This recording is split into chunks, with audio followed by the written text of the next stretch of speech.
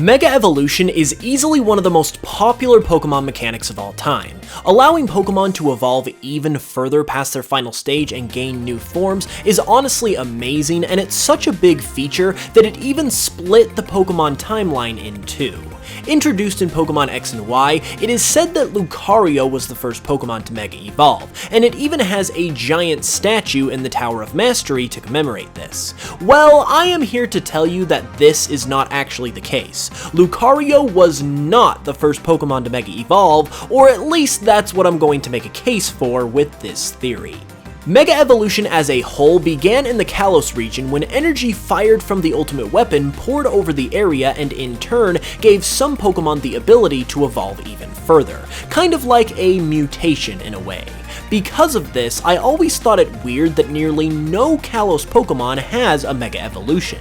While it still makes sense for Pokemon not native to Kalos to have Megas since they live in the Kalos region too, obviously the highest concentration of the Pokemon population are going to be Kalos Pokemon, so theoretically they would have the highest chance of attaining these new forms. Adding on to that, I always thought it was weird that a non-Kalos Pokemon would be given the honor of being the first Pokemon to Mega Evolve. Sure, Mega Evolution as a mechanic is supposed to give new life to older Pokemon, but lore-wise you would think that it would still have some direct connection to the Pokemon of Kalos. Well, while for a time there were no Kalos Pokemon who could Mega Evolve, one was eventually introduced, Diancie. Diancie is the only 6th gen Pokemon capable of Mega Evolving, but that's not the only thing it has going for it either.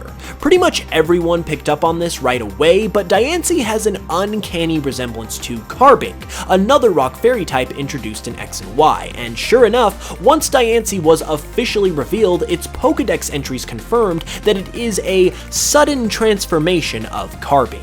Now, many people speculated at the time that Diancie could possibly be an evolution to Carbink, and although that's not the case officially, that more or less is what's going on, because what is Pokemon evolution really if not a sudden transformation like is described for Diancie? However, I'm not here to suggest that Diancie is an evolution of Carbink, but rather I believe Diancie is basically Mega Carbink and is the first true Mega Evolution to ever occur. Now, let me go ahead and explain myself. While the games themselves do state that Lucario is believed to be the first Mega Evolution, that is based on human record. Considering that Diancie is a mythical Pokemon, where as far as we know only one is known to exist, that gives all of the possibility in the world to the idea that Diancie could have Mega Evolved from Carbink, but no one was around to see it and then record it because it was the only one. The very definition of mythical Pokemon is Pokemon that are so rare, it's questioned whether or not they even exist at all. So this could absolutely be the case, especially when Lucario, the credited first Mega Evolved Pokemon, is insanely popular, very well known, and also fairly common as well. So it makes sense that it would get pinned with that honor, while unbeknownst to everyone else, Carbink had already Mega Evolved into Diancie. At this point, I'm sure some of you are asking, how could Diancie be a Mega Evolution if it itself also has a Mega Evolution? Well, I'm glad you asked because it's actually pretty simple.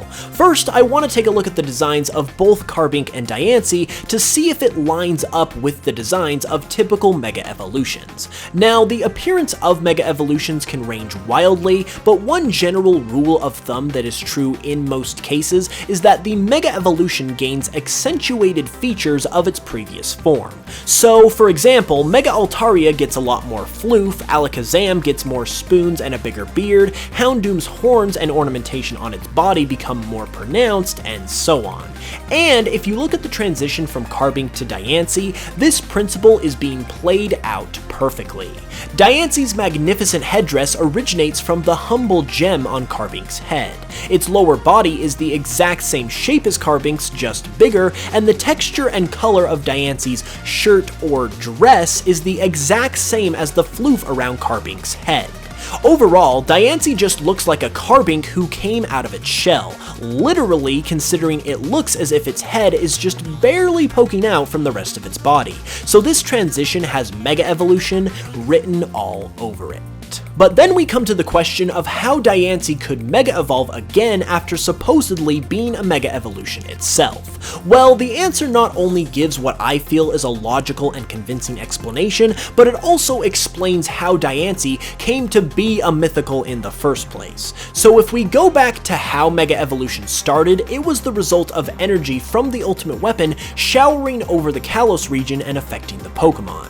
Well, the same is actually true for Mega Stones as well. In X and Y, Professor Sycamore states that it is his theory that Mega Stones were special stones, as he puts it, or even possibly evolutionary stones that were affected by this energy and basically Mega Evolved themselves. Well, wouldn't you know it, but Carbink actually fits into both of these categories. It's obviously a Pokemon, but it is a Pokemon that is made out of rock and gemstones, so it has the properties of both things that absorb the Mega Evolution energy that gave them their new forms, and as such, could very easily have been hit with a double dose, so to speak, since its body was practically a magnet for this energy because of this. Thanks to its makeup, it most likely received way more of this energy than any other Pokemon, which caused it to Mega Evolve into Diancie in a form that shows it practically bursting out of its shell thanks to all this energy compared to the way it was originally.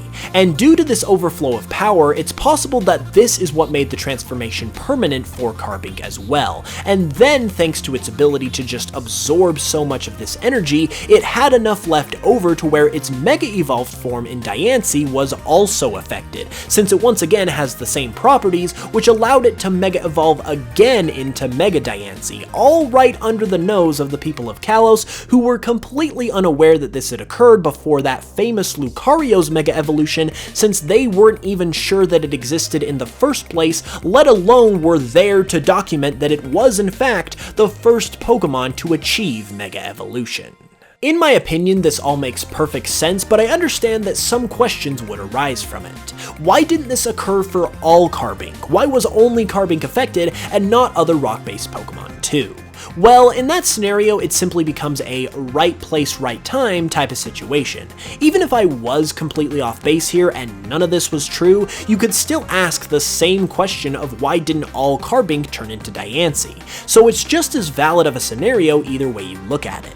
That Carbink that turned into Diancie basically would have needed to be in the one place and in the one time where this was all possible, and by pure fate and chance it just so happened to be there.